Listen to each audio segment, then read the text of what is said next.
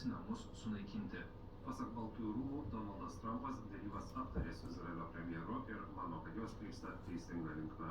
Šis sandoris su Iranu gali baigtis dviem būdais – arba labai teigiamų diplomatinių sprendimų, arba labai neigiamų Iranui sprendimų. Štai kodėl šią savaitę vyksta šios dėrybos. Iranas perdavė jungtinėms tautoms, kad už Izraelio ataką atsakomybė tektų Amerikai. Teheranas gąsdina, kad atsakas būtų griaunamasis ir lemtingas mažam Izraeliui. Ir kad priešas neįvertina eilinių iraniečių ryžto. Kodėl mūsų nuomonė jie su mumis derasi, nes nusivylę į savo žiaurėmis sankcijomis neparklupdė Irano žmonių vyriausybės.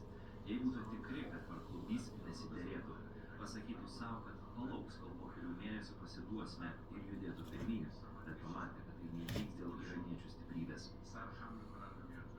Trumpas prieš 7 metus pasitraukė iš tarptautinio susitarimo su Iranu ir atvėrė kelią jam uraną sodrinti be suvaržymų.